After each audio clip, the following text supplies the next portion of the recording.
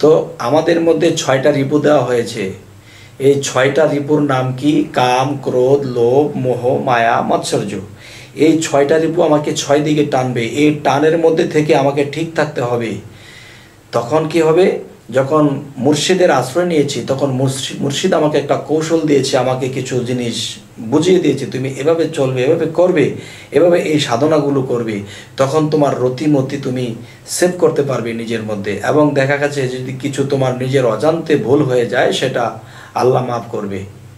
তবে এই জিনিসটা নিজের মধ্যে ধরে রাখার চেষ্টা করে সাধকরা, কিন্তু অনেক সময় তা নষ্ট হয়ে যায়। আর যখন নষ্ট হয় তখন তার কষ্ট হয় যে আমরা করি সাধন, কিন্তু পারলাম না এই জিনিসের বাঁধন ঠিক রাখতে। কিন্তু আপনি যে চেষ্টা করেছেন আল্লাহ দেখতেছে। কিন্তু আপনার যে যৌবনের জোয়ার, দেখা গেছে যে নদীর মধ্যে যদি ঝড় ওঠে, তখন তুফান যখন হয়, তখন কিন্তু পানির ঢেউ বাড়ে। তখন পানি যখন একটা রাস্তা বা একটা পাহাড়ের সাথে ধাক্কা খায়, তখন পানি ছিটকে পড়ে। এরকম মানুষের যখন যৌবনের জোয়ার আসে, তখন এই জিনিসটা ছিটকে অনেক সময় এদিক সেদিক হয়, কিন্তু নিজের ইচ্ছায় না হলেই হবে, বাকিটা আল্লাহ দেখবে। তো হে জগতবাসী, যে কাম থাকিতে খুলবে না কো প্রেমের ঘরের তালা। তো কাম থাকিতে প্রেমের ঘরের তালা খুলবে না, ওই কামের দিকে আমার মন রাখা যাবে না। ওখানে কি হলো না হলো হোক, কিন্তু ওই দিকে আমার মন রাখা যাবে না। আমার মন রাখতে হবে প্রেমে। যখন প্রেমের দেশে আমি ডুবে যাব, আর ডুবে গিয়েও যখন দেখবো যে 6 রিপু আমাকে এখনো ঠোকরাচ্ছে, এখনো কাম নজরের দিকে আমার চোখ যাচ্ছে, মন যাচ্ছে, তখন কি করতে হবে?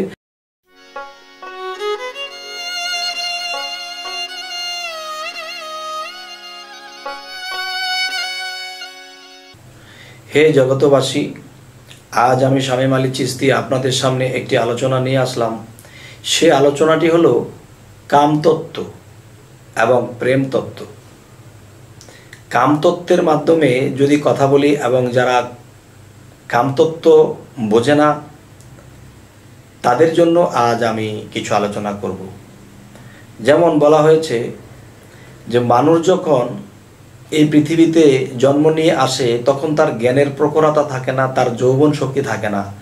যেই দিন একজন মানুষের মধ্যে যৌবন শক্তি আসিয়া যায়, তখন পাশাপাশি তার জ্ঞানের উদয় হতে থাকে। তখন ভালো মন্দ পার্থক্য করে সে চলতে পারে।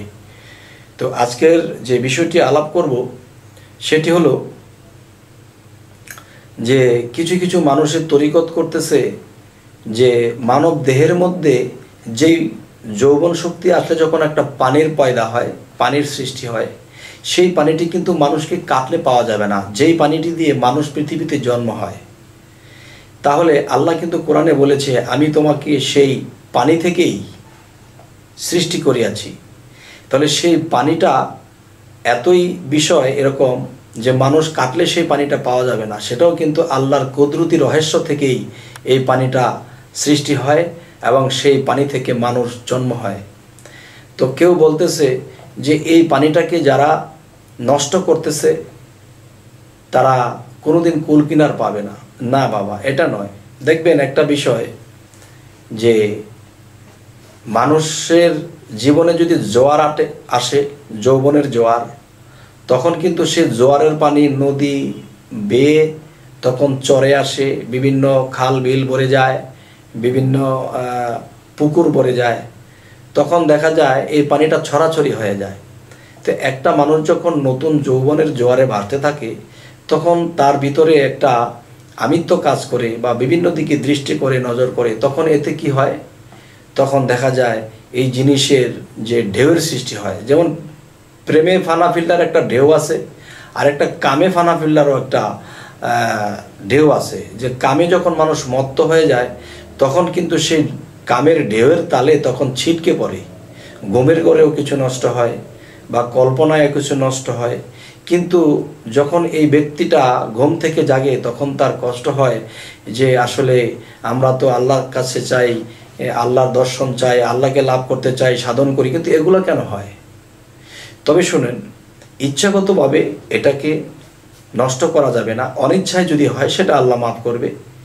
তবে আজকের যে মূল বিষয়টি আলাপ করব কামতত্ত্ব নিয়ে, সেটি হলো যে এটাকে যতটুকু নিজের মধ্যে ধরে রাখা যায় ততটুকুই ভালো। আর চেষ্টা করেছি, পারিনি, আল্লাহ মাফ করবে। তো এই জিনিসটা নিজের মধ্যে মজুদ রাখলে ভালো। আর ভালোটা কীরকম, যেমন আমার চাচা গুরু জালালউদ্দিন খাঁ তিনি বলেছেন, তোমার মনের মানুষ ধরো, যারে দিয়া পয়দা হলে তারে তুমি কেন ছাড়ো।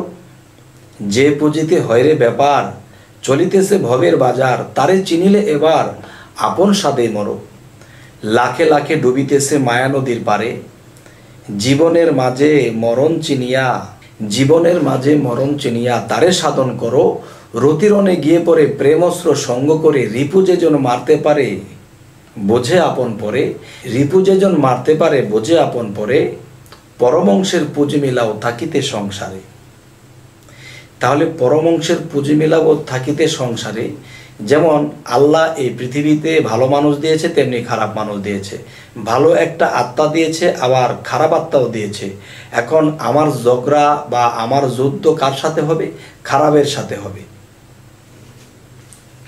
যখন আমি এই খারাপকে, যখন আমি তাকে জয় হতে দেব না এবং তাকে আইনের গতিতে যাইয়া যখন আমি নিজে জয় হয়ে যাব, তখনই আমি আল্লাহর কাছে পরীক্ষা পাশ করলাম।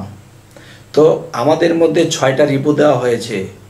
এই 6টা রিপুর নাম কি? কাম, ক্রোধ, লোভ, মোহ, মায়া, মাৎসর্য। এই 6টা রিপু আমাকে 6 দিকে টানবে। এই টানের মধ্যে থেকে আমাকে ঠিক থাকতে হবে। তখন কি হবে? যখন মুর্শিদের আশ্রয় নিয়েছি, তখন মুর্শিদ আমাকে একটা কৌশল দিয়েছে, আমাকে কিছু জিনিস বুঝিয়ে দিয়েছে, তুমি এভাবে চলবে, এভাবে করবে, এভাবে এই সাধনাগুলো করবে, তখন তোমার রতিমতি তুমি সেভ করতে পারবে নিজের মধ্যে। এবং দেখা গেছে যদি কিছু তোমার নিজের অজান্তে ভুল হয়ে যায়, সেটা আল্লাহ মাফ করবে।